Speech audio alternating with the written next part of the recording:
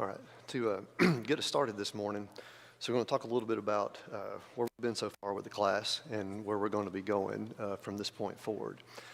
And so, the main purpose of this quarter is to set up for what's coming next quarter. And that's, starting that 4-year cycle that's going to be coming on the next quarter.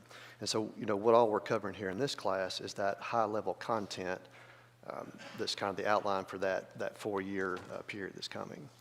And so I've done that with the cycles, or the layers, as I'd like to call it also, that we've been covering. And so, Tim and Scott have been doing most of that. And, Tim starting us off with that first layer, that 17 periods. And that's that main memory peg framework where you can hang the major events and narrative stories on on spots in your mind to help remember that. And so, that's that first cycle. The second cycle with Scott going into a little bit more detail and where you actually cover, a handful, 4 or 5 points per major narrative time period to, again, help start to build that framework and structure in your mind for where you can help remember this stuff. And then layer 3, where you actually add the scriptures to it and even more details. And Tim at one point said, and kind of jokingly, layer 3 and then layer 4, or cycle 3 and 4. But I've kind of latched onto that cycle 4 concept because, it's another level of detail that can help. And it's really that level of detail that in my mind I'm thinking about when you're actually covering, say, what we're going to cover today, when you're covering all that in a quarter, the whole book of Genesis. So that, cycle 1, 2, 3, and then 4 concept. The classes that I've done so far have been primarily the geography. So we did 2 classes on that.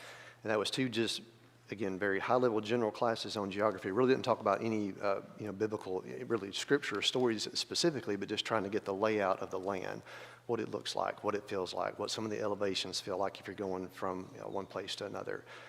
Some photos of different areas in the major landscapes. Think the coastal plain, Judean hill country, Jordan River and Jordan River Valley, Transjordan Plateau, those things like that to think about what those landscapes look like.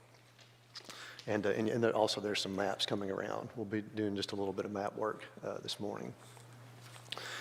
So that's, and then the third class that I did was the timeline class. And so we did a timeline that helps, kind of helps to place things where we can. Some of the early stuff we talked about, very hard to do, but where we can try to place some of these things in line with secular history and events to help line some of that up as you're going through those classes. And we talked about in that timeline lecture how the idea and concept of that was to give you something for maybe one slide or a couple of slides of a reference, or even just to mention in classes when you're teaching, what secular events may line up with the particular biblical events that you're talking about at that time.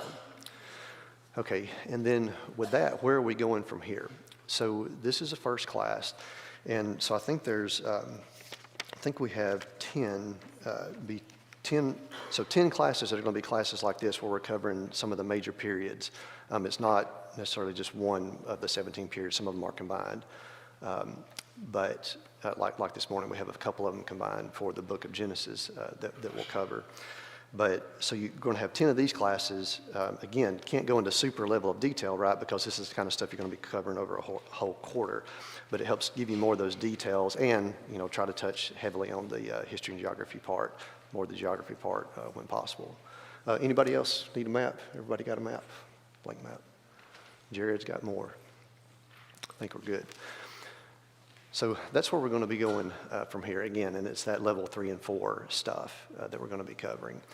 And if you've been using the book for reference, Bob and Sandra's book for this, the way you'll see a lot of this broken up is by the reviews. And so usually you'll have about 5 lessons, and then you'll have a review. And most of these 10 classes, I think there's 12 total classes left, but one class will be a wrap up at the end. And Tim is also doing another review as well that's going to be scattered in there. But yeah, so if you're flipping through the book and looking down through the table of contents in the book, it'll be the review classes. There are most of these 10 classes that'll be coming with all of this content for the rest of the quarter. And a couple other things. So Tim mentioned in the last class talking about some resources, and he showed on the website where you can go to get at least, so I call them the Scott Richardson maps, because he's the one that produced the maps like that one that you see on the cover slide that we've been using. So, when I first started preparing for this class, that's one of the first places I went was to the website looking for these maps. I knew they were out there. I think there's also, I don't think Tim's timeline is out there, but I'm sure he'd be glad to put it out there, or you can get a copy of it from him. I think he's only charging about $5 a copy. But you can get that from him. But I think there's also one out there on the site as well. There's also some photos out there. So Rebecca and I, from some of our travels that we've done over there, we put together kind of a few little packages of photos, and some of the ones that you see that I use here in the class. Got thousands, but we tried to condense a small set to show some of these main and general areas and landscapes and cities that we'll talk about through this.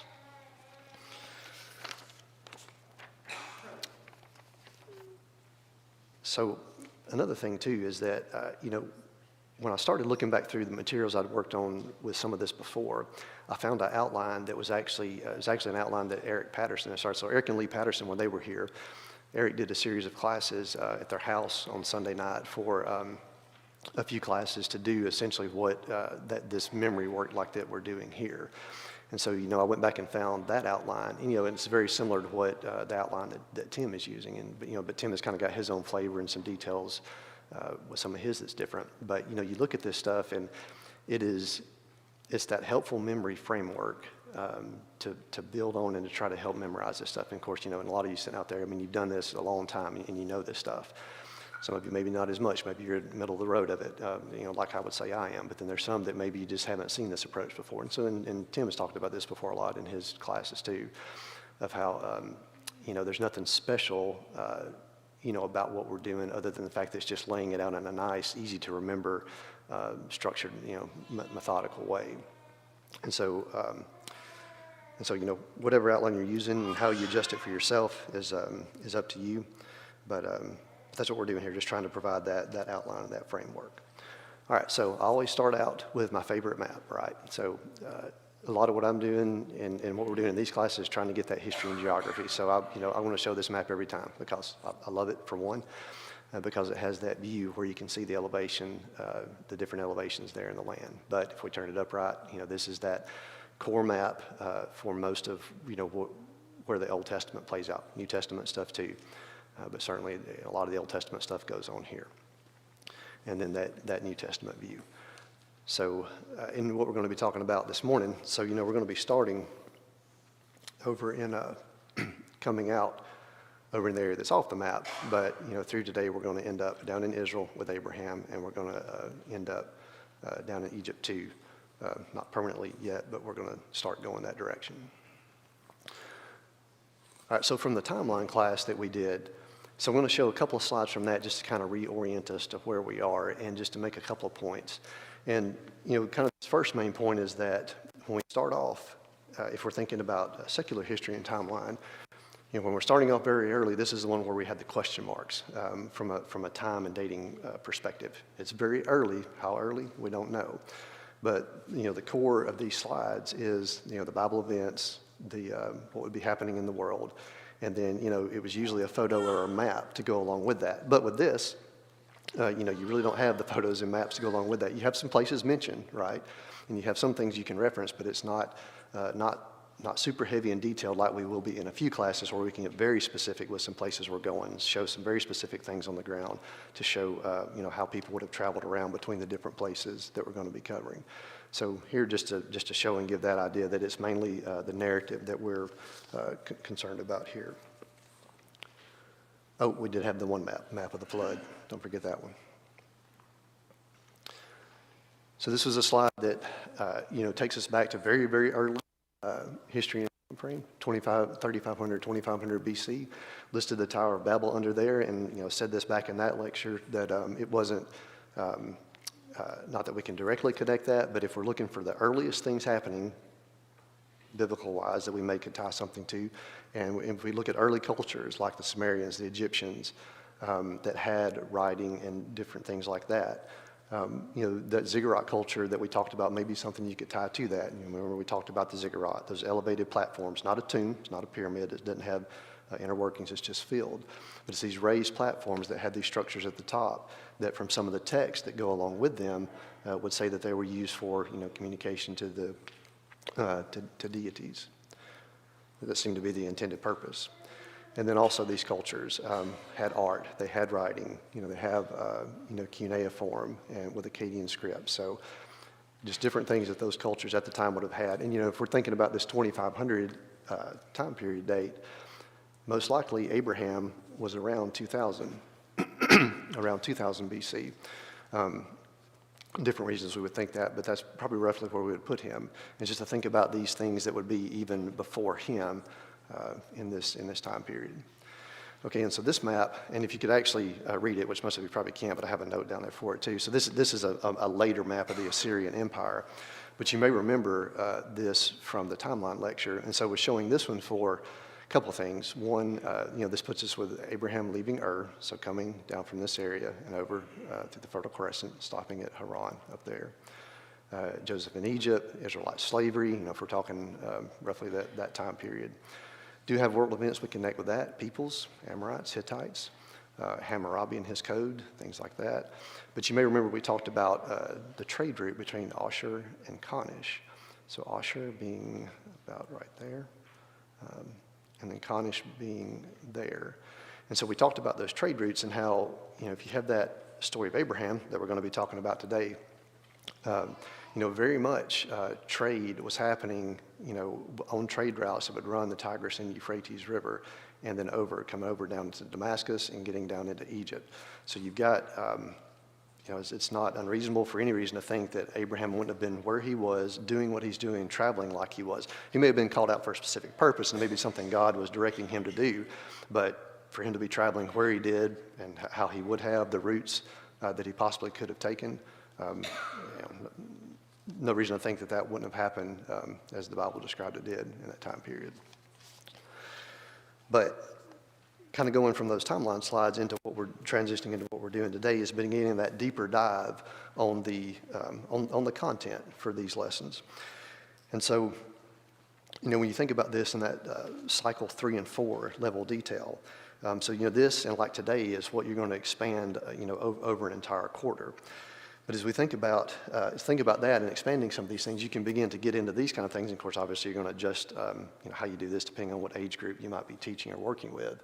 But you can begin to ask these questions like, okay, so the book of Genesis, what kind of book is it? What is its purpose? What is it doing? Is it doing things like giving us a biography of someone or multiple people? It does talk about multiple people, but maybe not so much as we would think about in a biography perspective. Is it lessons in morality? Sure, there are plenty of lessons you can pull from a morality perspective and what's right and wrong. But is that all it's doing? It's not, right? Is it a history? So it is history in some ways, but is it a history book like we would think about a history book in our modern, Western mindset? Not really. It's got more stuff mixed in there, like the things above it. Is it scientific? Is it giving you the how in details? We're going to be talking about, just briefly covering creation this morning. Is it giving you the chemistry and the physics of what's going on in the background with creation? It's, that's not something it's doing. Covenant history, and that's, so that's from those to that. That's pretty specific. We'll talk about what I mean by that a few slides later. But, one thing I want to think about is, do these major storylines for those periods that we're covering in that 17 period layer outline, cycle 1 outline, can those storylines begin to help answer these kind of questions? Obviously, the way I'm asking the question, I'm going to say it probably does. But how does that work? And how does it, how can these storylines help to begin to tell us about themselves and each other and how they relate to each other? So let's think about those. So these are the 4 major periods we'll be covering today. So before the flood, scattering of the people, the patriarchs. But as we start talking about this, let's just talk about the first 3 to start off with, because I'm going to say that 4th one is a little bit different, and we'll talk about how that's different here in a minute. So looking at these first 3. But first, let's talk about just a little bit of history and geography-wise. So again, we're at the beginning of times that are unknown from a dating perspective, places that are barely mentioned. You have something mentioned, Tigris and Euphrates, land of Shinar, things like that, and we have some the references where we can roughly put where those are. But I think the point here with that is that maybe location is not the point, right? Because it's not giving you very specific details on where things are. It's not giving you things like we'll have, when we get into the invasion and conquest, some of the wandering, United Kingdom, divided kingdom. You got very specific cities that you're going to be hitting, and we will hit a couple today, but not very many, and not in the volume that you'll hit as we continue on in other classes. So, in my mind, when I think about that, well, if the Scripture is emphasizing more these narrative stories, that's what our focus should be, and that's what we should be teaching. So just a thought on that about what's critical in the storylines there. And as we think about that, so also too, I was thinking about this with Tim's last lecture. So as we're going through doing some of the memory work on some of those maps. One thing I do when I think through these periods is I kind of think through the maps as I'm thinking through the periods as well. And so I think I've done that without really thinking about it, without ever saying in a class, hey, this is something I used to help me. But I was realizing as Tim was going through that memory work on the last class with maps, that, if I think about where we are now, if I think about Genesis and I think about before the flood and the flood, in my mind, I'm thinking, we're over here roughly in this area. If I'm thinking about land of Shinar, Tower of Babel, scattering of the people, my mind is still over here. But when I transition over into the Patriarchs, where do we go? We go over and down into central Israel. So we're coming from over here down into that area there, right? And then as we continue, into Egypt, out of Egypt. So I think in my mind, one thing I do is think through the maps as you're thinking through, and this could happen on a couple levels. You could do it on one level, like what we're doing with the big 17 periods, and you could think through, 17 images of maps, where you are. But as you cover like all of this over a quarter, you could kind of use maps to structure, like with Bob and Sandra's book that you have. You could use maps to structure and help structure memory for you, whoever you're teaching the kids.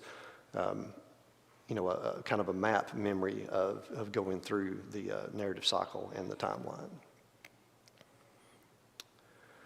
But there again, what we're covering here is more the detailed outline for each of these periods. So again, not many photos or maps to go along with that. And so here we are with before the flood. So you're getting into the details like creation. Earth was without form, void, it was dark. You have the days of creation that where God creates things and brings things into order. You end that with him resting on the Sabbath day.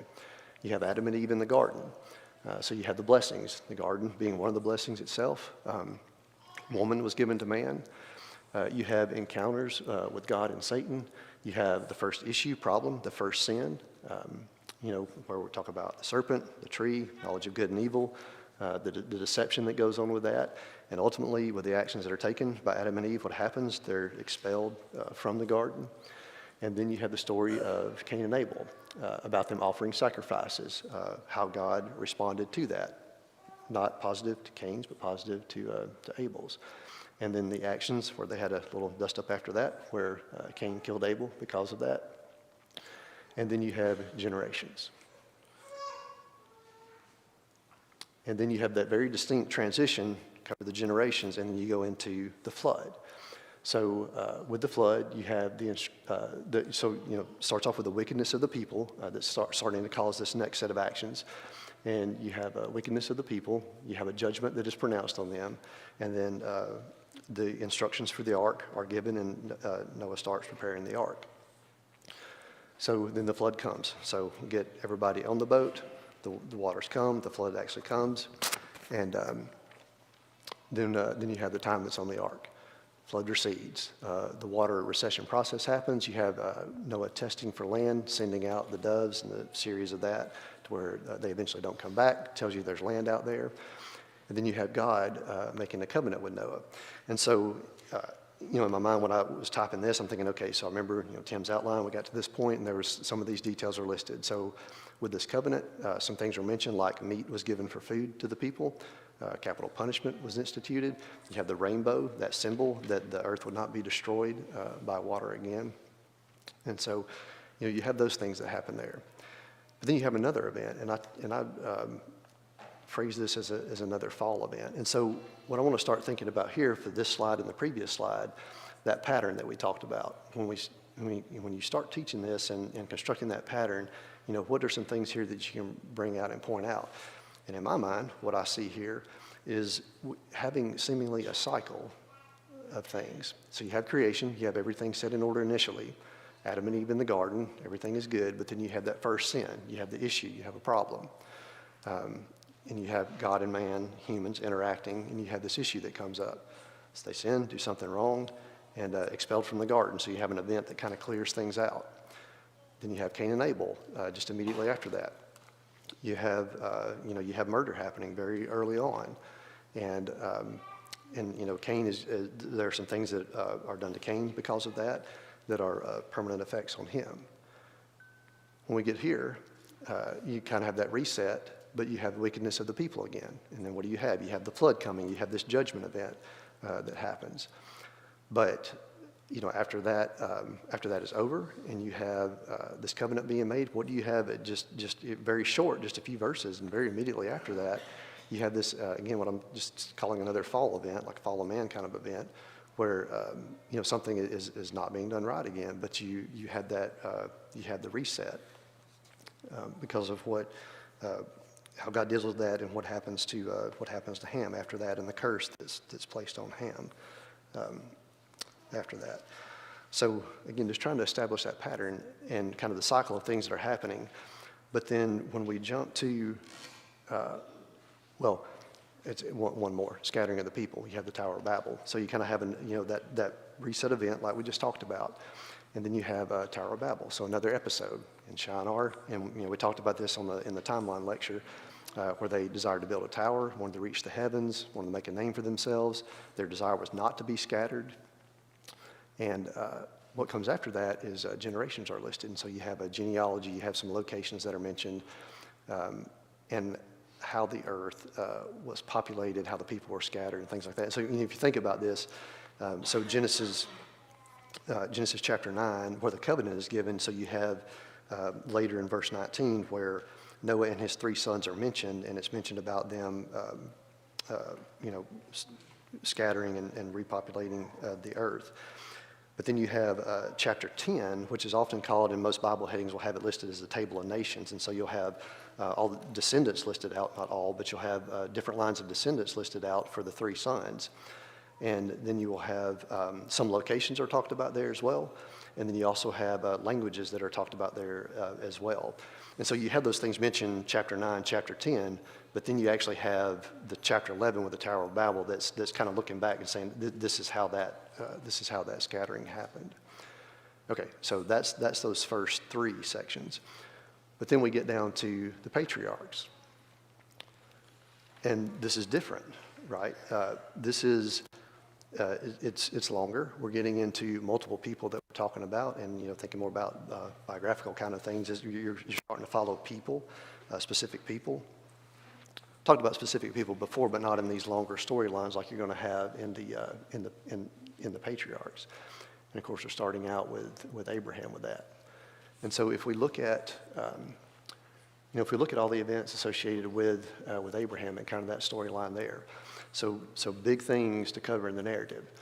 So very early on, of course, talking about his family, we're talking about that covenant that was mentioned, and we're talking about Abraham actually being in Canaan.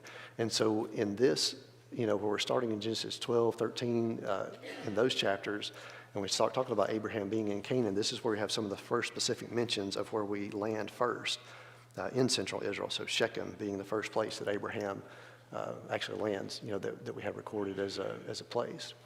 Then we have these other things. So you have the promises, land, seed, and nation, that are going to be repeated over and over again to the patriarchs, Abraham, Isaac, and Jacob. You have other stories mixed in there, Sodom and Gomorrah. And of course, the main tie in there is Lot and Abraham, and then others, Abraham and Abimelech, Isaac and Ishmael, Abraham's test of faith. And so you think about where he was directed to offer Isaac and how that played out. Purchase of a tomb, probably talk about that in just a moment in some more detail. A wife for Isaac. So you have these different things going along with Abraham, our first patriarch. And This is a map, and we'll start using the maps that you have here in just a minute. So no, you can't read this, but this is one of the Scott Richardson maps. It's a really good one for the patriarchs and some of the main cities we're going to be hitting as we start going through this. And okay, so this is where if you actually want to make notes on your map. So these are some of the cities that are the main ones for what we'll be talking about for the rest of this class for just a few more minutes. And the one I'm going to start out with, and this may look a little weird, but when I started putting all the arrows on the maps and trying to get them to appear and then disappear, I realized I hadn't put Jerusalem in as the anchor point, as the first reference. So it's closer to the bottom, but it's going to be the first one. But always a good reference point is Jerusalem. And so not that we're going to be hitting Jerusalem big this morning, but if you want to put a dot on your map for Jerusalem to help you remember it, the way to remember Jerusalem, as Tim pointed out the other night, is top of the Dead Sea and just come over. About halfway between the Mediterranean and the Jordan River. Not quite half, it's a little bit to the right side, but good reference point for where Jerusalem is. And once you put Jerusalem there, you can place all the other dots in reference to it. So the next one we're going to hit is Shechem, first place that Abraham lands.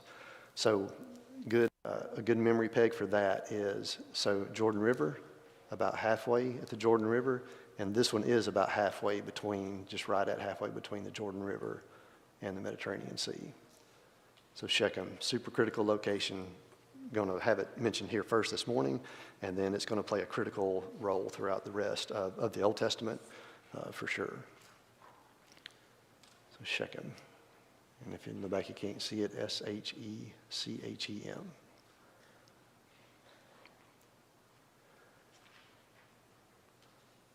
All right, Bethel. So for place in Bethel, if you'll come just slightly north, a couple of clicks north of Jerusalem, and over to the left, just a little bit. So it's Bethel. Beit El in Hebrew, house of God. So it's a critical tie-in point with Abraham and Isaac, Jacob as well. And then another city that's mentioned close to it is Ai. Usually say this Ai. In the Hebrew, the A, the aleph is silent. So it's just Ai.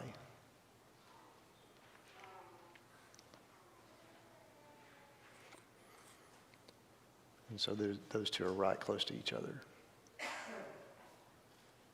And then also with Abraham this morning, we'll talk about Hebron. And so that one, you can place it at about the center of the Dead Sea. And, about halfway, a little bit to the right, more in line with Jerusalem.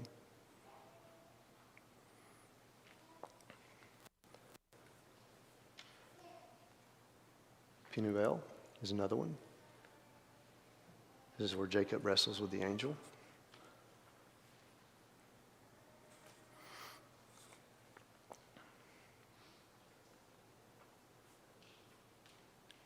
And oftentimes we say this one as Sukkoth, that's Sukkot, would be the Hebrew pronunciation, Shuccoth. And that one, as you can see, it's right there on the Jabbok River. Jabbok. Just left of Penuel.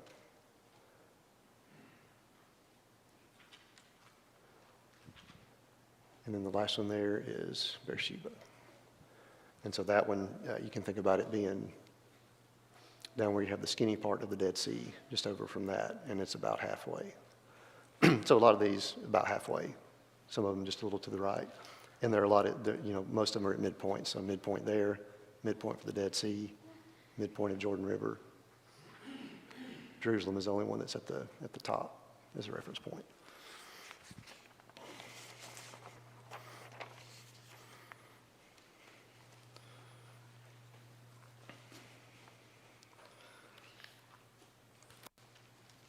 Okay, and so with this slide, pretty much the slide we had before, but just thinking about some of these routes. And so a couple of ways that Abraham could have came in. Could have came in down by the sea. Could have came in, crossed just above Sea of Galilee, and come down this way through Galilee. There's a very good chance he would have come, hit Damascus, and come down the King's Highway on the Transjordan side. And the reason is because if you're going to Shechem, you would come down the King's Highway this way, have a crossing here that's just a little bit south of where Shechem would be. It would come over. And then there's a wadi, a dry stream bed that would go up to the path to Shechem.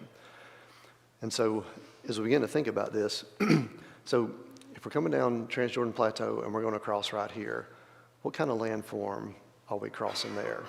What does that look like? What does that feel like? Somebody tell me.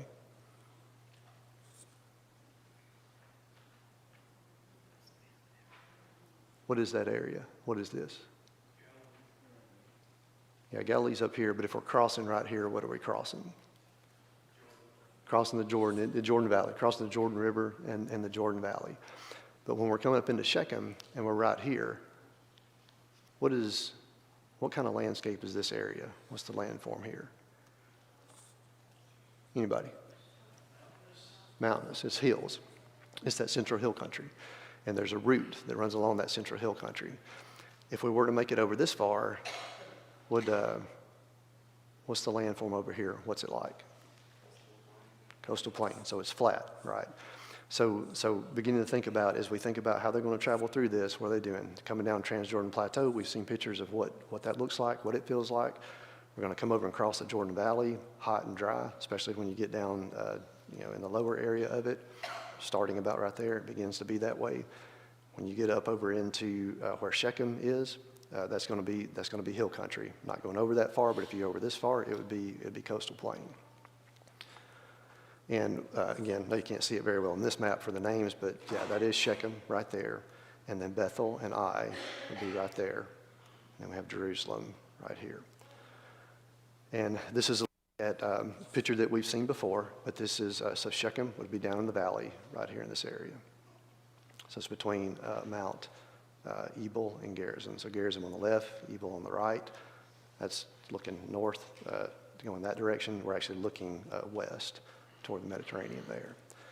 If we're talking about Bethel and Ai, so this is that same picture we've seen before that's just west and a little bit south of Jerusalem, but this is what the hill country would look like in the area just above Jerusalem as well for where Bethel and Ai would be. All right, so we go from Abraham into Isaac. So Isaac, the promised son, we talked about the test of faith. Abraham had a servant to go acquire a wife for him from his homeland. Okay, so if we're talking about Isaac's homeland, where would we be talking about? Are we staying here, or are we going somewhere else? We're going somewhere else, right? So we're going back up over to the Haran area where Laban would have been. So think back up over in this area. So Abraham, ultimately, originally came out of Ur, but then stopped in Haran, was there for a while before coming into central Israel. But that's where Abraham wants his servant to go back to get a wife for him. So continuing with Isaac, Jacob and Esau, the birthright story, the first story that comes up with them, or not the first story, but a later story that comes up with them, and then Jacob's deception to Isaac as well. And so interactions with the Philistines, repeated promises. So we mentioned, we'd come back to that covenant history concept. So think about the things we've covered. Think about those first three main periods that we talked about, and think about these the patriarch period and how it's different.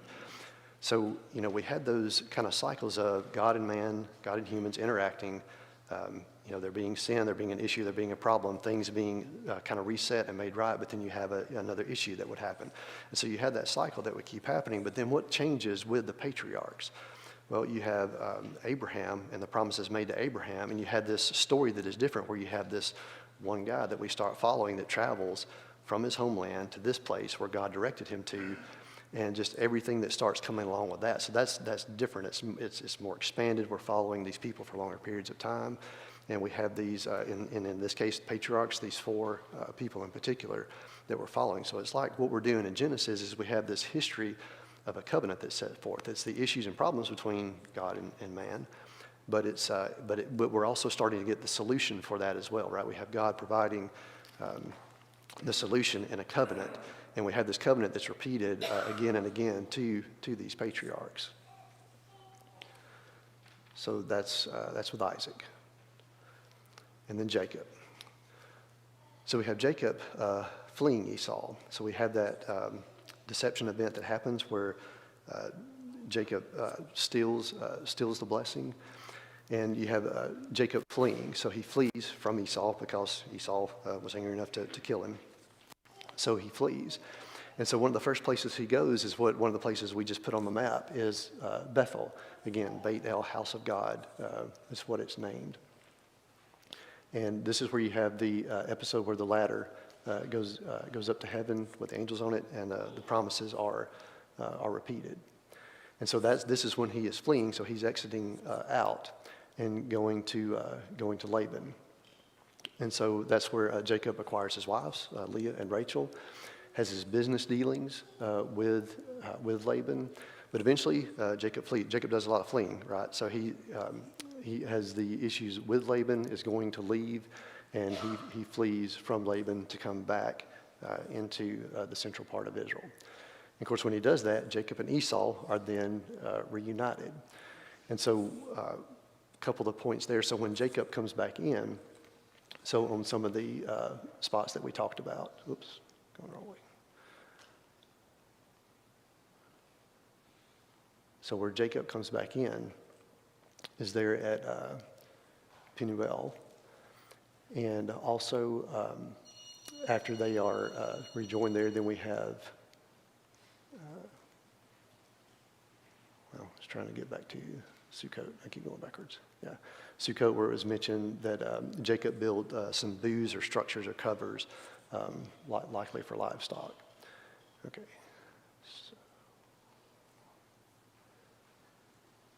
Yep, and that gets us through Jacob. And then to finish up, we have Joseph.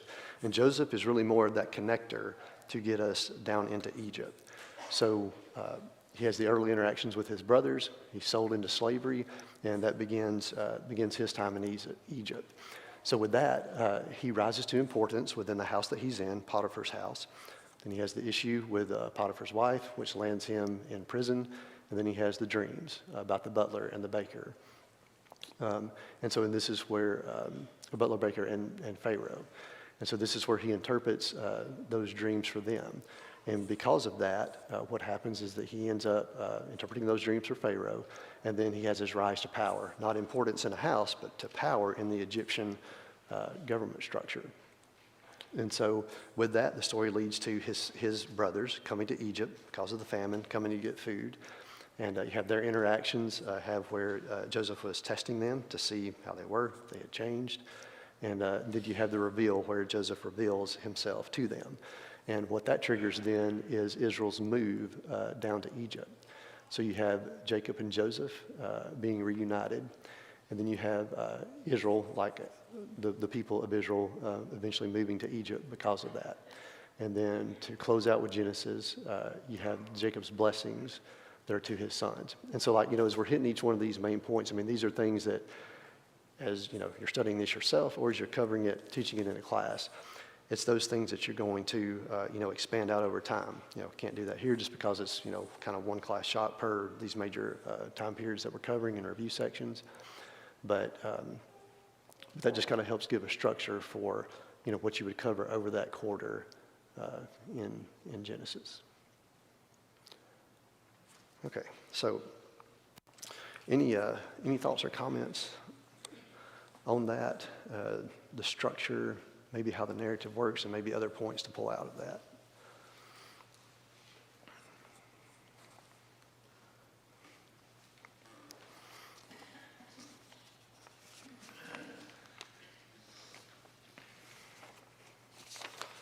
All right, if not, we'll stop with that. And did everybody get a map? Anybody need a map need one more? Okay. Anybody else? Anybody? All right, two.